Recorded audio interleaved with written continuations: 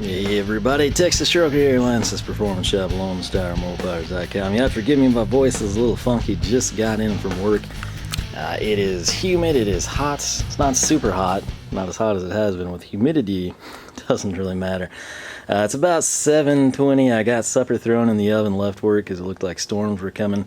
Got in a pretty heavy rain on the way home, dry here, I assume it'll eventually roll through, but on the porch was a little package from UPS. Now right here we've got the classic Harbor Freight engine stand, right? This isn't their heaviest duty, it's not the lightest one. And I really probably ought to get that off of the stand. But that's a 318 old school LA motor. And it's been there for years. Years and years and years. Now, not the greatest thing, and I've got a ton of motors here. Now, one of these is for the Ram Revival. I think by the time you see this video you'll know about it. So, in the back, we've got the 5.2 Magnum from the truck. Way back in the back, we've got the 440.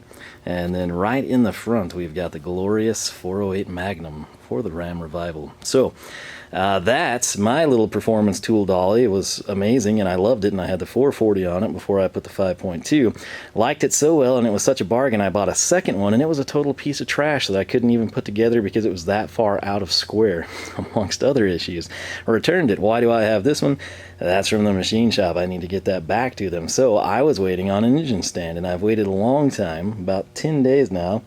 And as I wipe sweat from my eyes carefully because I have plastic all over my shirt from drilling and tapping this afternoon, this is what I had on the porch. Oh yeah, that's exactly how you want to see your 400-pound engine stand delivered, right? Not 400 pound, but $400 engine stand. That's even worse. It weighs 112 pounds. Yours truly had to lug it all the way from the front porch over to the shop, which usually wouldn't have been an issue. But the thing with this, number one, the straps are all busted. Number two, the box is busted. Number three, I value my feet. I don't want 112 pounds in any way, shape, or form come crashing down on me. So got this over here, pushed it in. Gonna go ahead and see what the issue is. My thing is, if something arrives in this condition, there's a really good chance when UPS brings the next one. Had I refused this, for example, number one, I'm going to be waiting another 10 days, most likely, possibly longer. But there's a chance it comes in this shape or worse. It's not going to be likely that it would come in better shape, is essentially what I'm getting at. So that is a big buzzkill, and I'm pretty sad about it. But what I need to do now is document what is actually here. Now, luckily, someone was home, and the UPS driver kind of said, hey, this is pretty bad. I'm going to go ahead and denote the damage. In my predicament of needing this thing, and the fact that he was apparently able to bust out like 6 casters, I'm thinking the majority of it is here. I don't know if all of the legs, all of the frame, if the motor plate is there, if the turn is there. I don't know anything. This is, when I say it's $400, it's close to 400, but the bigger deal, and why I bought this one is geared, okay? Like that one, the old school Harbor Freight one I've got there, that's just of the style where you use that tiny little handle to turn everything. Now, if you have a short block, okay, the short block is fine. You know, you're not going to have much issue, but if you've got your fully assembled motor on there like that, for whatever reason, maybe you just pulled it and you're like degreasing it to paint it out of the engine bay or something, that thing will whip around on you. It tends to go quick and hard, and you don't want anything like a 440 or a Hemi, you know, old school Hemi Gen 2, or Gen 1 for that matter, you know, late model maybe.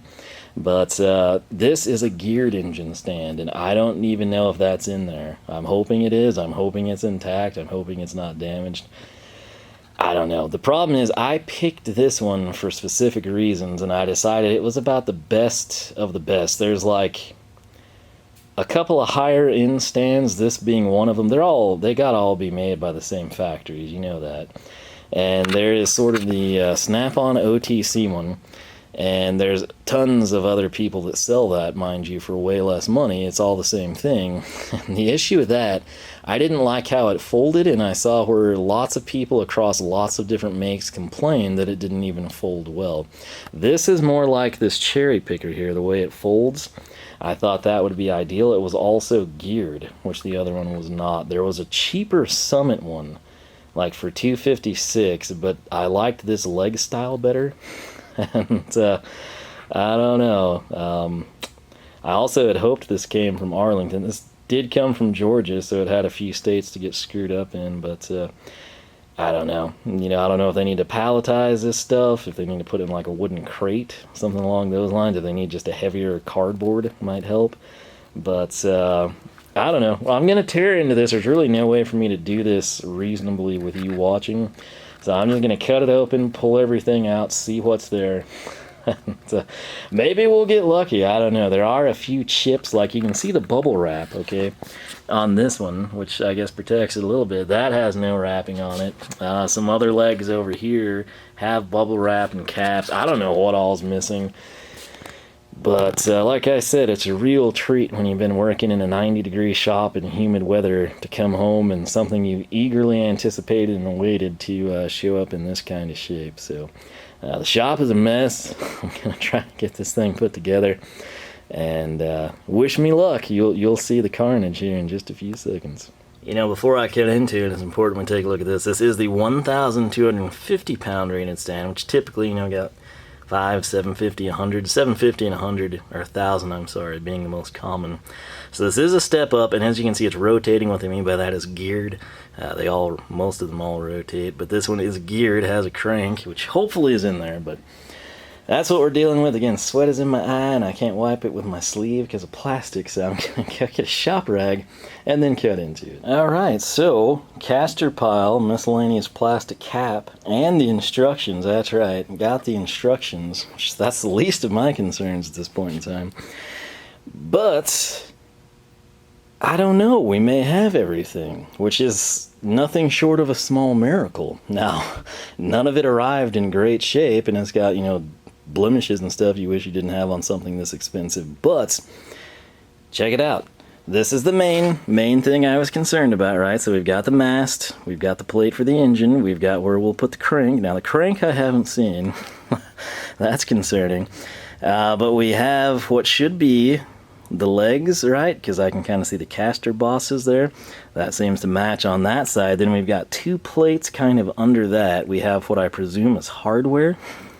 And, I don't know, initial impression here, although there's some slight, let's say that with air quotes, shall we, slight cosmetic damage, it might not be as bad as it looked. And for a Monday, I think I'll take it. So for comparison purposes, while I'm thinking of it, this is my Stahlwille knife, and you can kind of see the green contrast. This is more of like a Sublime or a lime green, this of course being a little bit darker than that. But I tell you what, after today, this is not that bad. So I could still be severely disappointed. We might be missing the crank, we might be missing the bolts, I don't know. But we're going to open it up the rest of the way and see what we've got. So initial impressions, though, I don't think it's going to be as bad as it could have been. Whether that's good or not, we don't know. But we've got that going for us. So let's see what we get into next. Alright, so another little bit of good news. The way they have this set up now, I think we can kind of assess it. So the A-frame looking piece, kind of right there, that's going to be our main base, right? The bubble wrapped pieces will be our rollout legs, essentially this piece here on the Harbor Freight stand that I've got kind of teched and bungee corded back there. They do sit, but it's just extra insurance because I had to roll it between the truck and the Charger, which, as you can see, tight quarters there. So went ahead and went the extra mile with bungee cord protection. But bubble wrap around the legs, which was nice. But regardless of how this thing was delivered, you know, and you got to realize it wasn't packaged like this in the factory, you know, torn up and shipped out like that. That's something that UPS did between here and, you know, Georgia. But the bigger issue, regardless of them doing that, every one of these pieces should have been bubble wrapped at minimal. That's not good bubble wrap either. That's very cheap bubble wrap. But some protection is better than none. You'll note that the center section had zero wrap on it. You'll note that the base had nothing around it. That's little things they should have done. They also should have had cardboard between the pieces to prevent them from rubbing. Even that like white foamy type of wrap, you know, would have been anything really. Brown paper for, you know, frick's sake would have been great. Also, the cardboard is insanely weak. This is 112 pounds. This is some heavy stuff, and then you're putting heavy stuff with other heavy stuff, and that's a terrible recipe for a weak box. I ship out, you know, just small parts boxes that might hold 30 pounds, and they're considerably thicker than this, right? So that box right there behind the Harbor Freight creeper seat is a Mishimoto radiator, and its cardboard is about the same ply. It's actually a little bit better than this, I believe, and that's not good. That's an aluminum radiator. You could pick that up, you know, with like 2 fingers, you know. This just should have been packed better, number one, internally. Number two, it needs definitely a higher quality cardboard.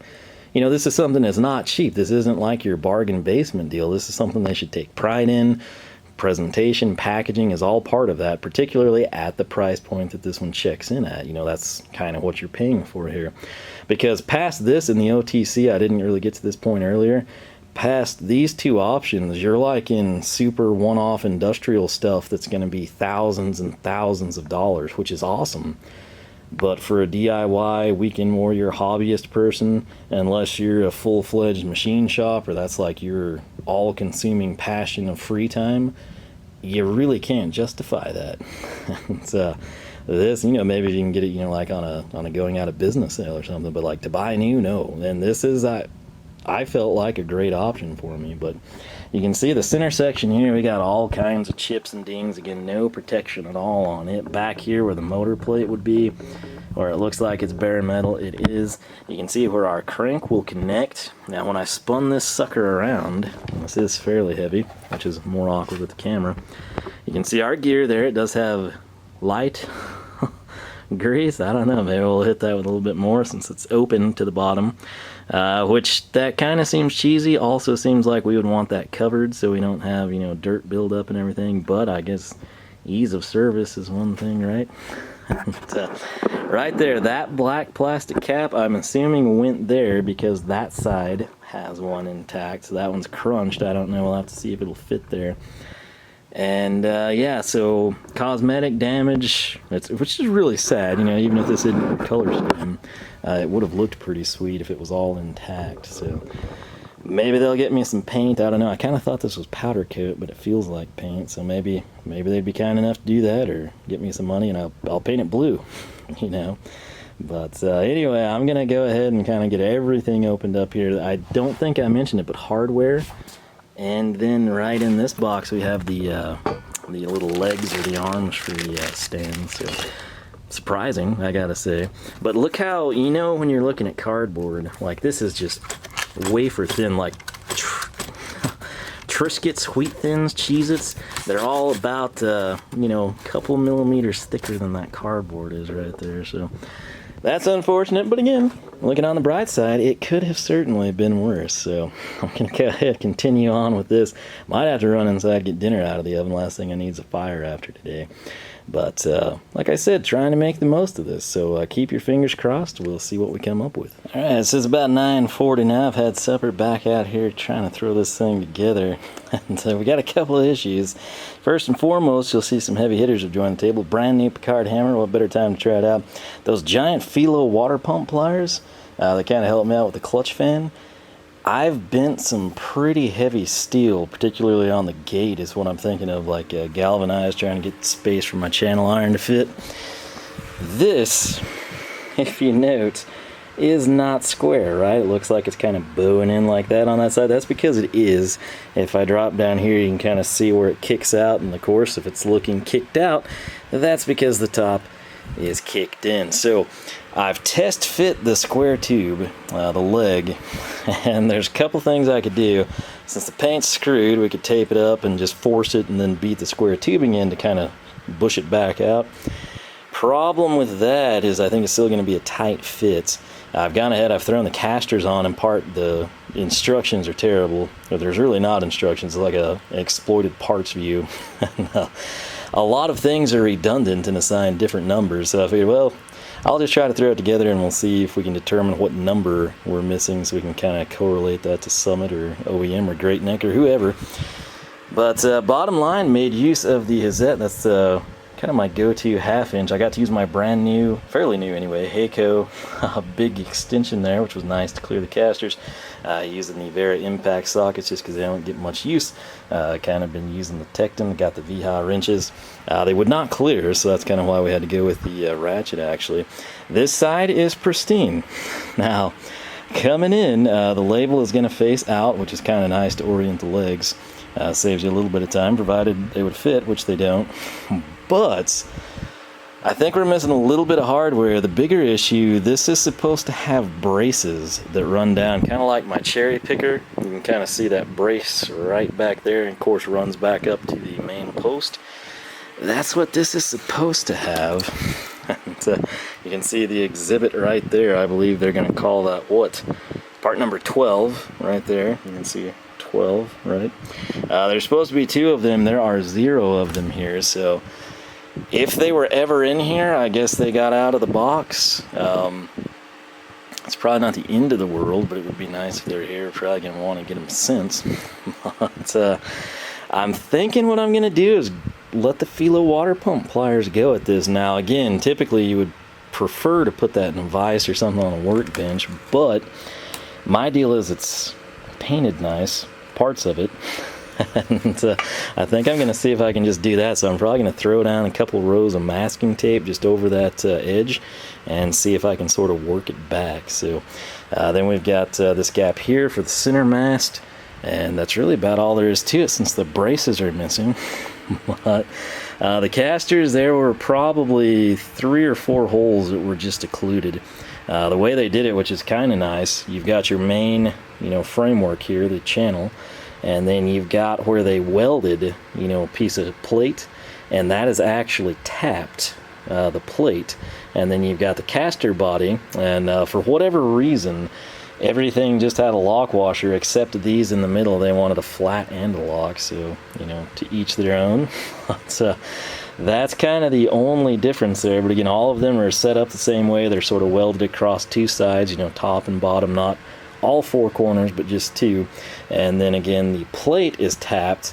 The issue is when you put the casters on, it doesn't really line up. It's occluded, but with the force of the Hazet, we just kind of drove it home. So there were a couple of holes kind of needed to be tapped and cleaned out, which is unfortunate.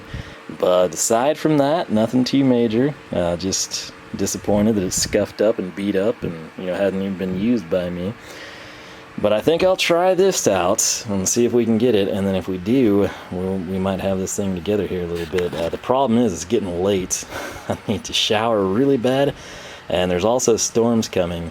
And if I don't shower before the storm, I can often wind up very late in the night. A terrible way to die would be to being struck by lightning in the shower, right? So it's one of those things, when you work late, you kind of have to come in and make use of your free time. So doing okay here.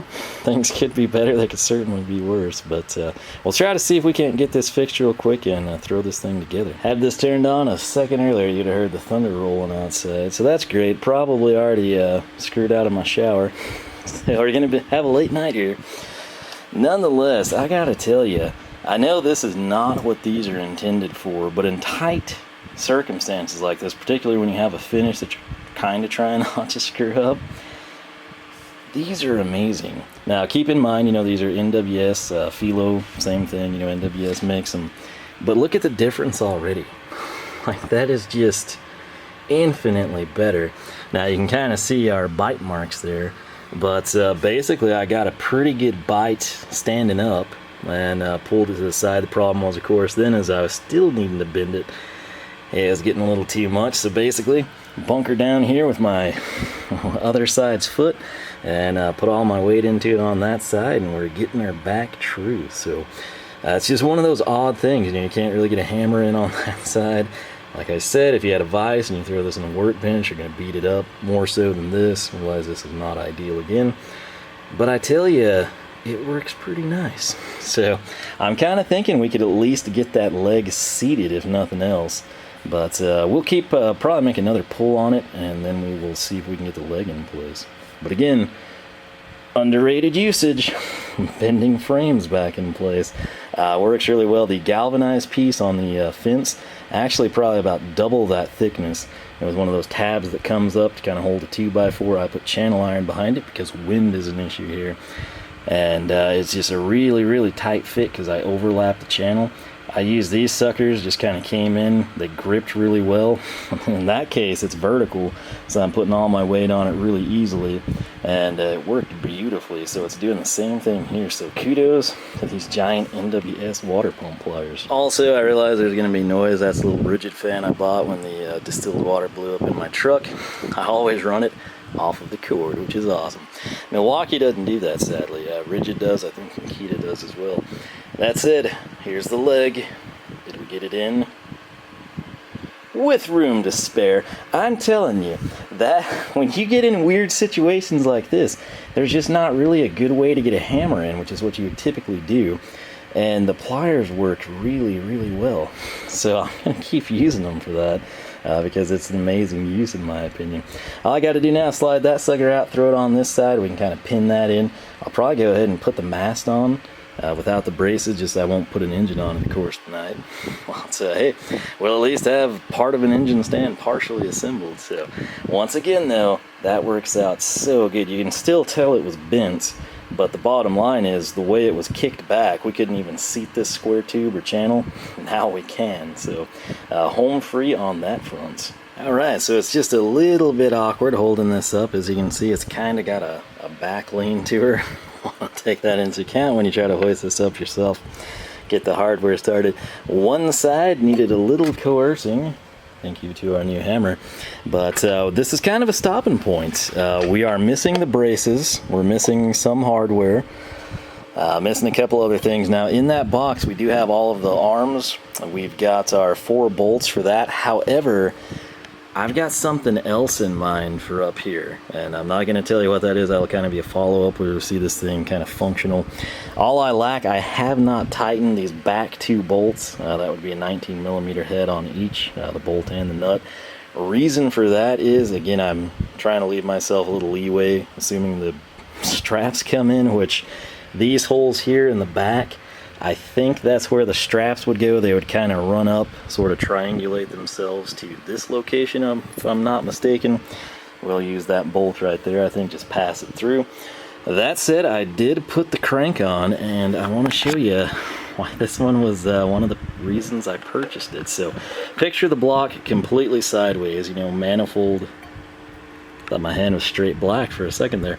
It looks really dirty. But picture, if you will, kind of your intake manifold here. You've got it off to the side. Maybe you're replacing freeze plugs. Who knows what you're doing. But check this out. If you are familiar with the cheap engine stands like the one I have right over there, as I mentioned, if you try to do that with that stand, you are limited somewhat because it's not drilled the entire way. You've got to have a little metal in between, right?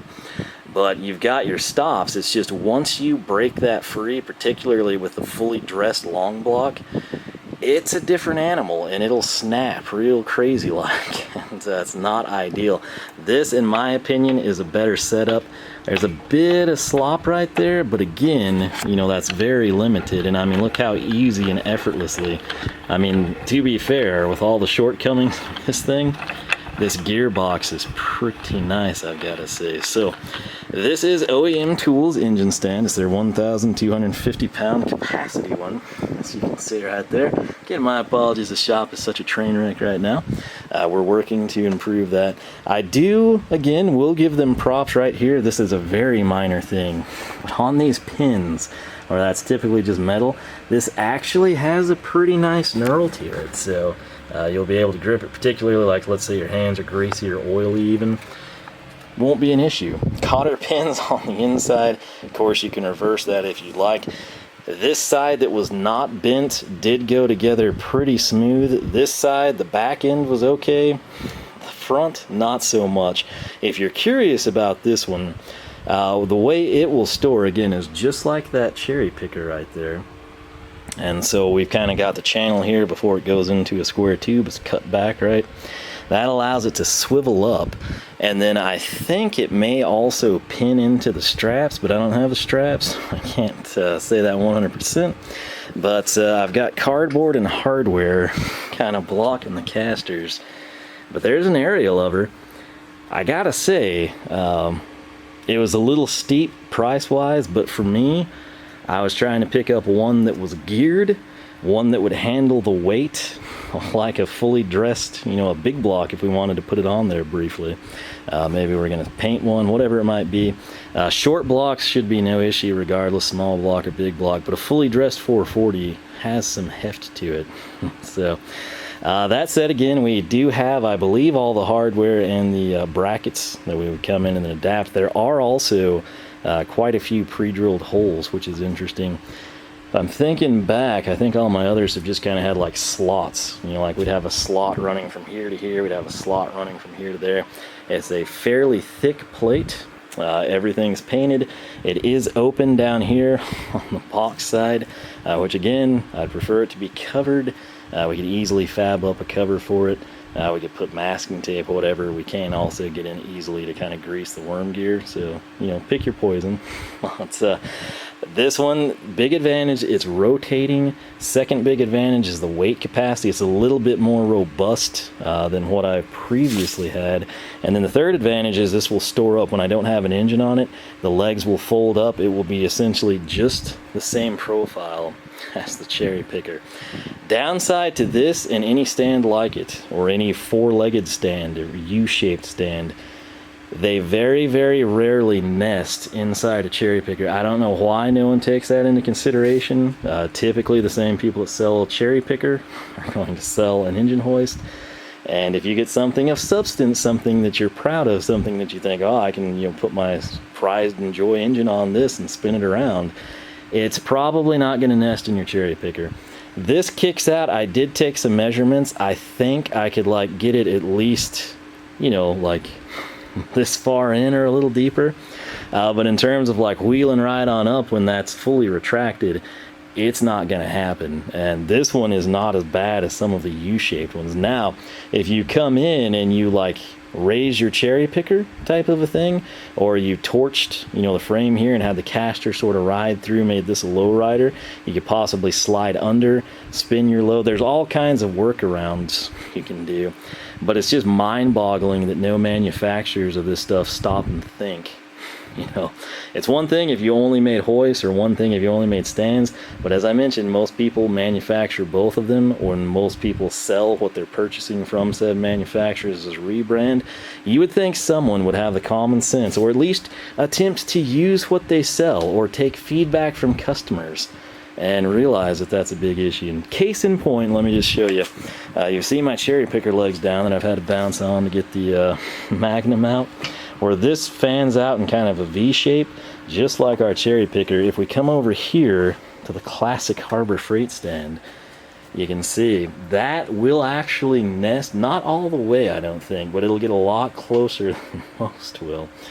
But it's just something, it's another story for another day. That's kind of a good standalone video topic, but it's just a shame no one really thinks about things when they make a product, right?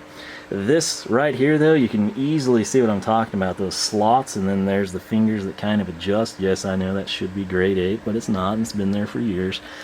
Right here though, that pin, if we were to take that out and turn this, we're going to start spinning around, and this is heavier than the bottom, so it's going to be on the top, right?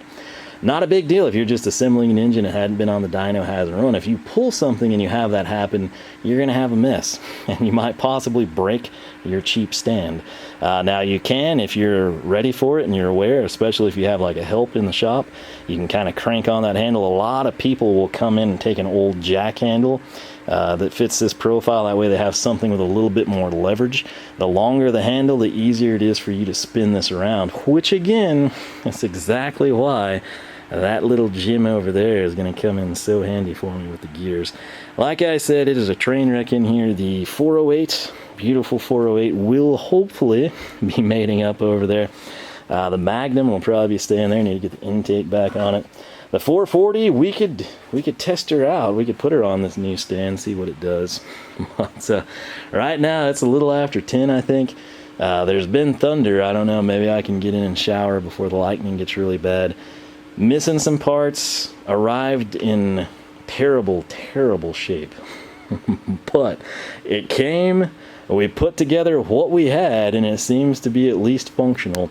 And again, I have not put the fingers on because I've got something really cool that'll be in the next video.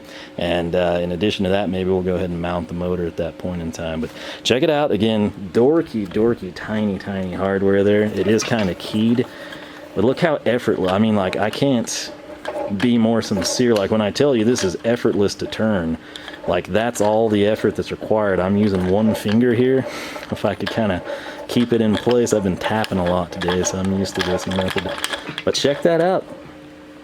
For me personally, this is a big upgrade. Some of you might have something better. Some of you may have home built something, which is probably infinitely better than anything on the market, and realistically probably what most people should do. But we'll see what we can do with this. We will see. Again, KC Tool and Summit Racing, I have really good customer service experiences with them. I'm thinking we'll be able to get the straps eventually, maybe. If not, maybe they'll give me money and we'll make something. I don't know. But I would feel comfortable after putting this. It's sturdy, but I would feel better if we had that braced in some way or another. Now, since it is scuffed a little bit, we could potentially modify this and sort of like triangulate it with square tubing. We could do all kinds of things. So we'll see, depending on what Summit and OEM and Great Neck, who I believe distributes OEM, says. We'll make our decision from there. But it is hot, it is humid, I need to shower. This is probably drug out a little too far for you. But again, OEM tools. I've never seen a video on this. I've never seen a picture of it. I've seen a couple of people that had a really good... There were actually one really good review where a guy said he couldn't believe people had bad reviews because his came perfect. It was unloaded from a truck with a lift gate, and mine came UPS, so you can kind of see what went on there. But it seems like most people had similar experiences to me, but ultimately when they did keep the stand and put it together, they were really happy with it. But their initial experience kind of like docked a star or two. But again, this one will fold up just like the cherry picker here, and that to me is a better design than having the head come down and actually nest in between there, and then it doesn't latch properly. And again, you got to realize all these, whatever color, whatever name is on them, there's like 4 or 5 variations that you can pick up anywhere from Harbor Freight to Snap-on. And it's all the same thing. You can find the same from a different brand. It's exactly the same, minus the colors and stickers, if applicable, for way less money. This one costs a little bit, yes, but it was geared, it's stronger, it's a little bit better of a design. Now, in terms of nesting with a cherry picker, it may suck. We're going to figure that out. But if I do wind up with a gantry crane or something that I can use for temporary occasions, we can circumnavigate that. It's kind of a step in between cherry picker to a stand or a boom hoist or something back to this. But we'll figure it all out. But again, I'd never seen a video on this. Wanted to get one out for you. Overall, despite the very bad beginnings of this thing, I'm kind of happy with it. You know, take that for what you will. Ultimately, I want to get the 408 on there and see how it spins. And I won't be going over, but I'll give it a little crank here and there. We'll have a good feel for it. And let me know your thoughts, though. What do you have? Is it something like this that most people have? The 3-wheeled ones are terrible. I would never recommend to get one of those, just like a T, where this is sort of like an I. You know, short on that side, long on this side, but an I. The T ones are bad. I would not put anything of any value on that. Maybe you could hold up like a transmission from a small car, maybe a rear end if you're trying to grind it without hurting your back or something. I would not put anything Chrysler on it, that's for sure. Something like that. I've had that there for years. It's not had any issues. Something like this is a definitive step up in my opinion. But let me know, what are you using? How long have you had it? Do you have multiple stands? If so, what do you prefer? Did you build your own stand, or did you commission someone to build you a stand, or do you have someone that's into what you're into that sells stands? Comment down below what you have, how you like it, what you would do differently, what your experience is with whatever brands may be. And with that said, thanks so much for watching. Hope you learned a little something here. And most important thing, if you get crud like that and the UPS guy is cool enough to denote the damage, and you know you've got an ace in the hole with customer service from Summit or wherever you're buying from, you have good experiences with them, Don't be afraid to open it up. It might be better than you think it is, which it was in this case. Missing a good chunk of things, yes, but it's still here and functional. And I waited a long time for it, so I will chalk that up as kind of a win. So, with that said, LoneStarMopars.com is the website. Facebook, Twitter, Instagram, whichever you prefer. You can find us all three at Lone Star Mopars. With that said, thanks so much for watching. I'm going to hit the showers. I will catch you back here in the next one.